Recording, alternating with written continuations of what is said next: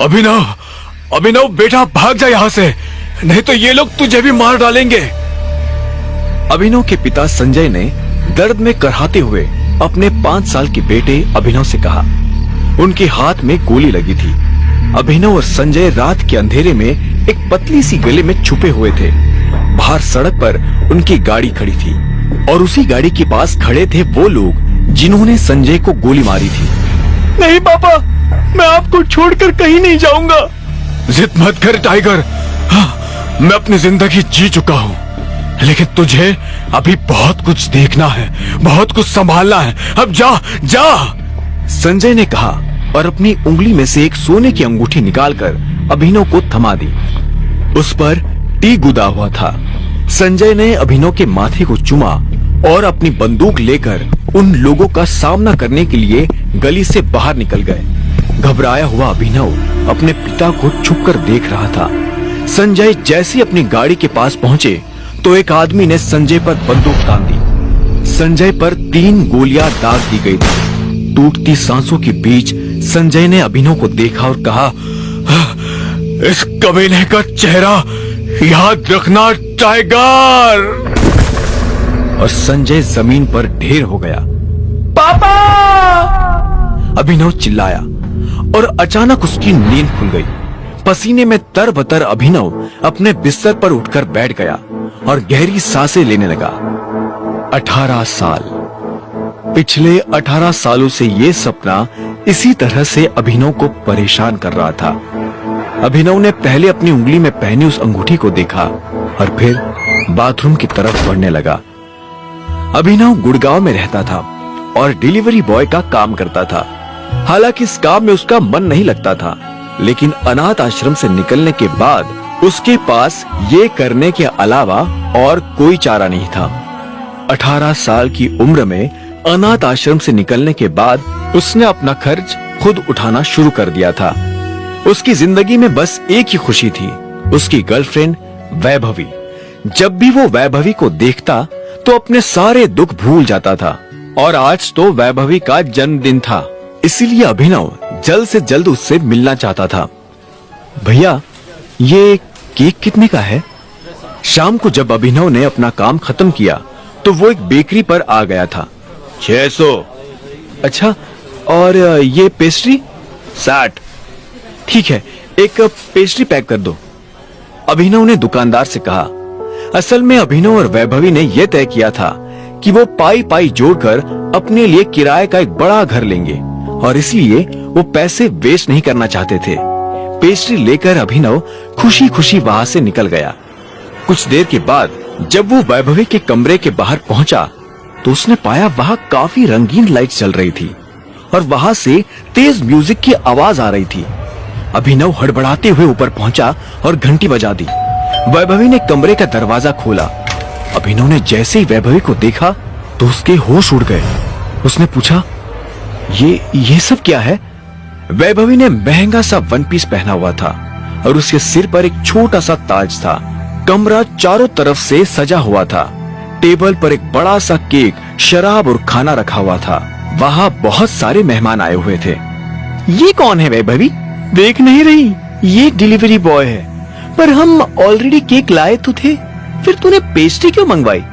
अरे तुम गलत समझ रही हो, ये तो वो डिलीवरी बॉय है जिसको वैभवी डेट कर रही थी।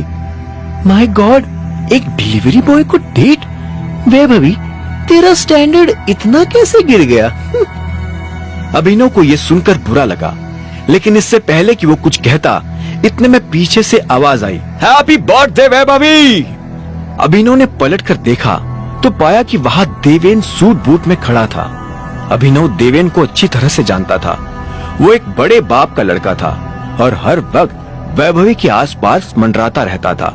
इस बात से अभिनव चिढ़ता था और जब आज के दिन देवेन यहाँ आया तो अभिनव का दिमाग खराब हो गया। उसके हाथ में एक बड़ा सा गिफ्ट था। उसके आगे अभिनव के हाथ में लटकती पेस्ट्री की थैली कुछ भी नहीं लग रही थी। हैप्पी बर्थडे डार्लिंग, देवेन ने कहा और अभिनव को बगल करके वो वैभवी के पास आ गया।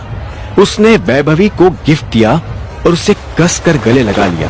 ये देख अभिनव जल भून उठा। इतने में वैभवी ने कहा, दोस्तों तुम्हें मेरे स्टैंडर्ड पर डाउट है ना? अब मैं तुम्हें बताती हूँ कि मेरा स्टैंडर्ड क्या है। वैभवी ने इतना कहा और देवेन का हाथ पकड़ लिया। इसके बाद वैभवी उसे देखते हुए बोली, मैं तुमसे ब्रेकअप कर रही हूँ अभिनव। क्या? और क्या? अबे कब तक बेचारी तेरे जैसे गरीब के साथ आधी पेस्ट्री खाती रहेगी, नहीं डार्लिंग? इतना कहते ही देवेन ने वैभवी के गालों को चूम लिया। अभिनव की आंखें फटी की फटी रह गई। उसने पेस्ट्री की थैली फेंक दी और देवेन की नाक पर एक जोरदार मुक्का जड़ दिया। साले, तेरी इतनी हिम्मत! देवेन जैसे ही अभिनव को मारने के लिए आगे आया, इतने में अभिनव ने उसके पेट में एक लात मारी और वैभवी की तरफ देखकर बोला, ये तुमने ठीक नहीं किया वैभवी। और अभिनव वहां से निकल गया। वो उन दोनों की शक्ल अब और नहीं देखना चाहता था। उसकी आंखों में आंसू थे और उसका दिल जोरों से दुख रहा था। वो एक बड़े से होटल के सामने फुटपाथ पर ही शराब पीने बैठ गया था। हर घूंट के साथ उसकी आंखों के सामने वो दृश्य आ रहा था जिसमें वैभवी देवेन के गालों को चूम रही थी। हर घूंट के साथ उसके दिल का दर्द और बढ़ते जा रहा था। यह तुमने ठीक नहीं किया वैभवी, यह तुमने ठीक नहीं किया। नशे में धुत अभिनव ने शराब की आखिरी बोतल सड़क पर फोड़ते हुए कहा। उसे चक्कर आ रहे थे और वो गश खाकर वही सड़क पर लेट गया। उसका दिल तो बुरी तरह से टूट गया था, लेकिन उसके लिए ये रात यही खत्म नहीं होने वाली थी। उधर जब अभिनव सड़क पर बेहोश हो गया था, तब इधर सनी सिंह अपनी गाड़ी में बैठा बेचैन हो रहा था। सनी सिंह की बहन अनन्या सिंह उसके गले का कांटा बन गई थी।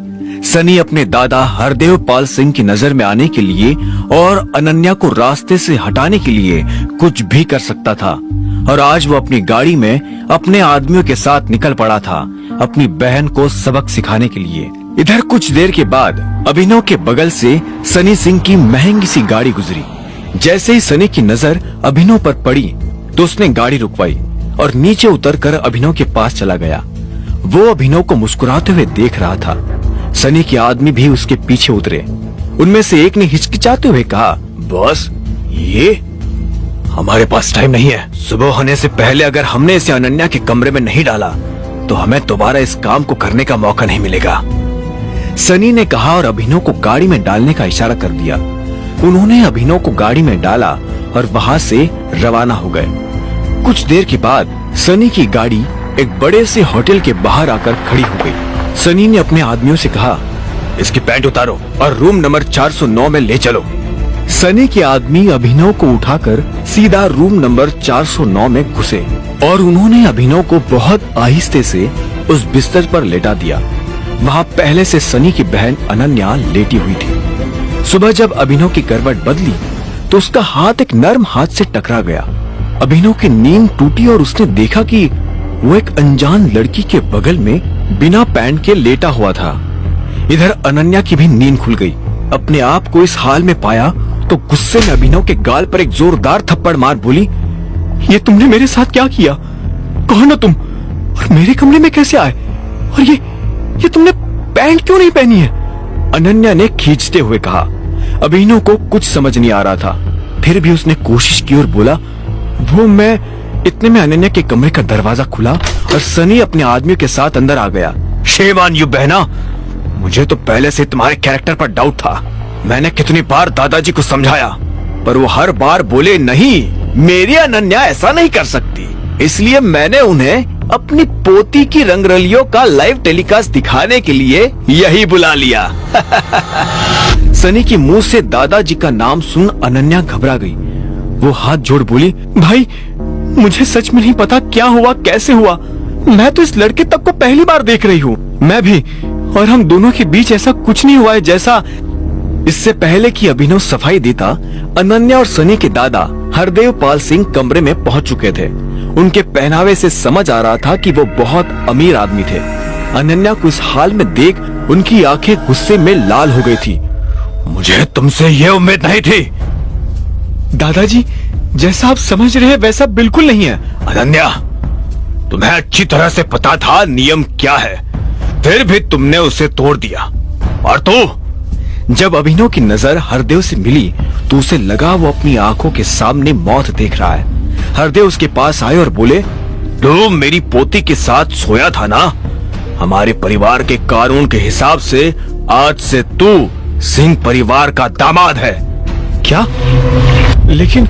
लेकिन हम दोनों के बीच तो कुछ हुआ ही नहीं। अच्छा। हरदेव ने तीखी नजरों से अभिनव के पैरों को देखा। उसने पैंट नहीं पहनी थी। ये देख हरदेव ने अभिनव को घूरा और अपने आदमियों से बोला, मारो साले को। इससे पहले कि अभिनव कुछ समझता, हरदेव की आदमियों ने उसे मारना शुरू कर दिया था। अभिनव हरदेव की उम्र का लिहाज कर रहा था, इसलिए उसने अपने आप को रोक लिया था। कुछ देर के बाद हरदेव ने अपने आदमियों को रुकने का इशारा किया और अनन्या की तरफ देखते हुए कहा, अनन्या, इसे हॉस्पिटल भेजना ताकि शाम को ये अकरम की पार्टी में आने के लिए तैयार हो जाए। याद रखना, मुझे शाम को अकरम की पार्टी में तुम्हारे साथ ये जरूर नजर आना चाहिए। इतना कहते ही हरदेव गुस्से में वहां से निकल गया। उसके पीछे सनी भी अनन्या को चिढ़ाने के लिए मुस्कुराते हुए वहां से निकल गया। अभिनव दर्द से करहा रहा था। अनन्या उसके पास आई और बोली, तुमने मेरी पूरी जिंदगी बर्बाद कर दी। क्यों? अभिनव के पास इस सवाल का कोई जवाब नहीं था। अनन्या का ड्राइवर उसी की गाड़ी से अभिनव को पहले हॉस्पिटल ले गया और उसके बाद उसे घर छोड़ दिया। वहां जाकर अभिनव शाम को होने वाली पार्टी के लिए तैयार होने लगा। उसे हरदेव और उसके आदमियों का डर नहीं था। वो बस अनन्या की मुश्किलें और नहीं बढ़ाना चाहता था। अभिनव के पास ले देकर अपने पापा का सिर्फ एक ब्लेजर था। उसे पहन अभिनव अनन्या के घर जाने के लिए निकल पड़ा। अभिनव का अंदाज सही था। अनन्या का घर काफी बड़ा था। वो एक अमीर परिवार की लड़की थी। अनन्या गाड़ी में बैठी और दोनों पार्टी के लिए निकल पड़े। उसकी आंखों में दिख रहा था कि वो अभिनव से कितनी नफरत करती थी। अभिनव भी पार्टी में इतने बड़े लोगों के बीच जाने से घबरा रहा था। उसी घबराहट में उसने कब अपने पापा की अंगूठी को उंगली में गोल गोल घुमाना शुरू कर दिया, उसे पता ही नहीं चला। जब वो लोग अकरम के घर के बाहर पहुंचे तो अंदर जाने से पहले अनन्या ने अभिनव से पूछा, इस अंगूठी को उतार दो प्लीज, ये काफी गंदी है। अभिनव ने अनन्या को घूरते हुए देखा और बोला, सॉरी, लेकिन ये अंगूठी मेरा सब कुछ है। अनन्या खिंच गई और अंदर बढ़ने लगी। अभिनव भी उसके पीछे पीछे चलता जा रहा था। अकरम का घर किले जैसा था, जिसके चारों तरफ बाउंसर्स बंदूकें लिए खड़े थे। जैसे ही अनन्या और अभिनव अंदर आए तो इतने में उसकी नजर देवेन से टकरा गई। हाँ बे, तू यहाँ क्या कर रहा है बे साले? देवेन ने पूछा। He is my husband, Ananya ने कहा। अनन्या, तुम पागल हो गई हो क्या? इस फटीचर में ऐसा क्या देखा जो इससे शादी कर ली? देवेन के मुंह से अभिनव को ये सुन गुस्सा आ गया। जुबान संभाल कर बात कर देवेन, नहीं तो क्या कर लेगा? देवेन भी तैश में आ गया। अभिनव उसके ऊपर हाथ उठाने ही वाला था कि इतने में उन दोनों का झगड़ा देख पार्टी का ऑर्गेनाइजर अकरम वहां पहुंच चुका था। उसने कहा, क्या हो रहा है यहाँ? अकरम सर, देखिए ना इस आदमी को, ये एक क्रिमिनल है और जबरदस्ती आपकी पार्टी में घुस आया है। देवेन के कहने पर अकरम ने अभिनव को ऊपर से नीचे तक देखा और बोला, कौन हो तुम? यहाँ कैसे आए? ये मेरे हस्बैंड है, अनन्या ने अपनी शर्म छुपाते हुए कहा। अकरम को विश्वास नहीं हुआ। उसने अभिनव से कहा, तुम यहाँ इनवाइटेड नहीं हो। इससे पहले कि मैं पुलिस को बुलाऊं, चले जाओ यहाँ से।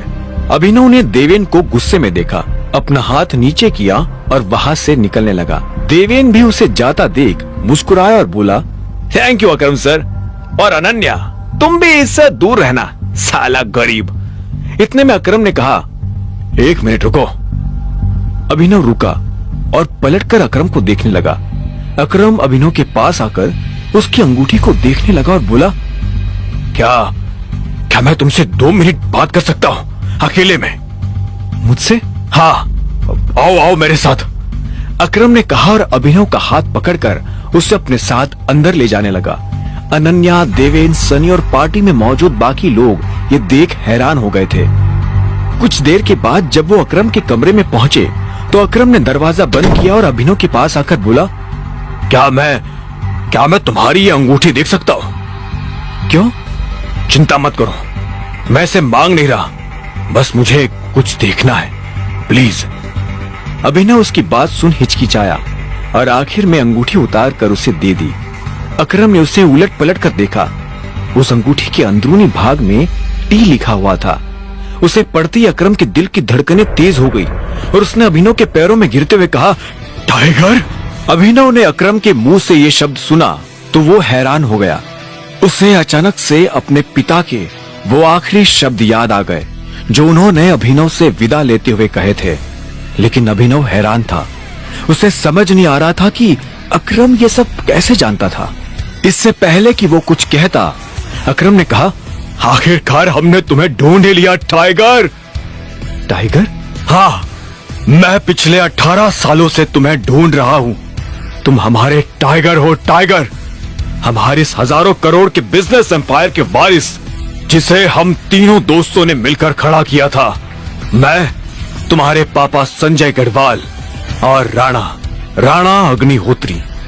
इतना कहते ही अकरम ने दीवार पर टंगी एक तस्वीर की तरफ इशारा कर दिया जिसमें संजय, अकरम और राणा तीनों मौजूद थे। राणा को देख अभिनव को झटका लगा। उस रात अभिनव के पिता पर जिस आदमी ने गोली चलाई थी वो राणा था। अभिनव की आंखें गुस्से से लाल हो गई। ये देख अकरम ने पूछा, क्या हुआ? तुम इतने गुस्से में क्यों हो? नहीं, मैं ठीक हूँ। आपको मुझसे कुछ बात करनी थी ना? हाँ, मैं तुम्हें हमारी कंपनी द माफिया किंग के बारे में कुछ बताने वाला था। हम तीनों ने मिलकर द माफिया किंग को खड़ा किया था, जिसके नाम से पॉलिटिशियंस, सेलिब्रिटी और इस देश का बड़े से बड़ा आदमी कांपता था। पर तुम्हारे पापा के जाने के बाद सब बिखर गया। इस बीच हमारे कुछ दुश्मन भी खड़े हो गए हैं। उनमें से सबसे बड़ा दुश्मन है दिग्पाल चिंगावत। वो सालों से तुम्हें ढूंढ रहा है। वो तुम्हें मारकर हमारा नामो निशान मिटा देना चाहता है।